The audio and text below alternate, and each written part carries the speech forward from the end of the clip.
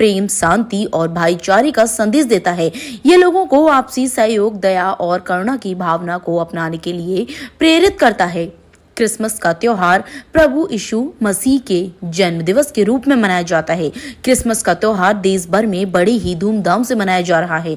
चारों तरफ इस त्योहार को लेकर अलग ही उत्साह और उल्लास नजर आ रहा है।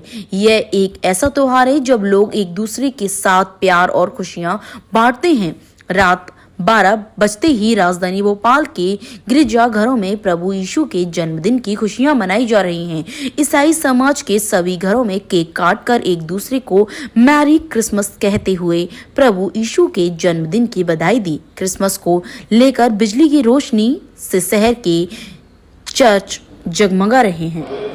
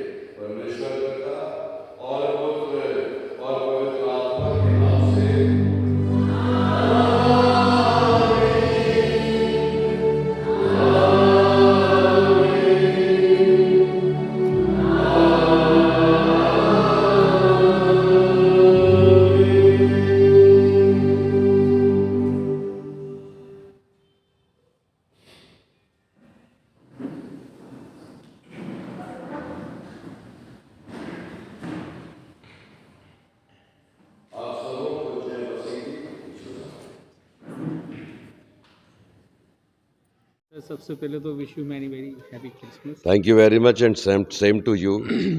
आप सबों को क्रिस्ट जयंती की हार्दिक शुभकामनाएं। आप लोगों के माध्यम से मैं उन सारे दर्शकों को और श्रोताओं को बधाइयां देता हूं। प्रभु यीशु मसीह का जन्म का उत्साह पूरी दुनिया में है और जन्मोत्सव का उत्साह आज से कई सौ साल पहले शुरू हुआ था और प्रभु यीशु मसीह का जन्म रात्रि में करीब 3 से 4 बजे सवेरे हुआ था। तो आज की शाम, उससे जन्म से पहले की शाम, हम ज्योति की आराधना करते हैं कि लाइट ऑफ द वर्ल्ड, प्रभु यीशु मसीह जगत की ज्योति बन कर के संसार में आए। और ज्योति बन कर के आने का तात्पर्य यह था कि अंधकार था, शैतान का साम्राज्य था, रूढ़िवादिताएं थी, परंपराएं थी, गलत सिद्धांत और शिक्षाएं थी, मैन मेड, मनुष्यों के द्वारा से बनाई गई रीति विधियों को मनुष्यों के ऊपर इतना लाद दिया गया था कि सत्य क्या है और किस रास्ते पर चलना है, व्यक्ति गुमराह था। तब ये ज्योति चमकी और जब प्रभु यीशु मसीह का जन्म हुआ तो 3 ज्योतिषियों को ज्योतिष शास्त्र से पता लगा कि एक अद्वितीय शक्ति ने संसार में जन्म लिया है। वो ढूंढते हुए तत्कालिक समय के राजा हेरोदेस के पास पहुँचे और उनसे पूछा कि आपके यहाँ पर किसी पुत्र रत्न की प्राप्ति हुई है? उन्होंने कहा नहीं। तो उन्होंने कहा हमारे ज्योतिष शास्त्र के अनुसार एक राजा का जन्म हो चुका है। राजा हेरोदेस और पूरे इज़राइल के लोग घबरा गए कि राजघराने से अलग कोई राजा कैसे उत्पन्न हो सकता है। तो ज्योतिषियों से उन्होंने बड़े कुटिलता से प्रश्न पूछा कि आपको मिल जाए तो मुझे ज़रूर बताना ताकि मैं उनको जाके दंडवत कर सकूं। ज्योतिषी बाहर जब निकले राजमहल से तो उन्हें एक तारा चमकता हुआ देखा। वो तारा उनका मार्गदर्शन करने लगा। उसके पीछे चलते चलते उस स्थान पर पहुँचे जहाँ पर बैतलहम नगर में गाय बांधने की गौशाले में प्रभु यीशु मसीह का जन्म हुआ था। वो तारा वहाँ जाके ठहर गया। ये ज्योतिषी वहाँ पहुँचे, अपना थैला खोला और सबसे पहली गिफ्ट प्रभु यीशु मसीह को उन्होंने दिया सोना, पहले ज्योतिषी ने, दूसरे ने गंधरस और तीसरे ने लोबान। सोना राजा को चढ़ाया जाता था, सिंबॉलिक।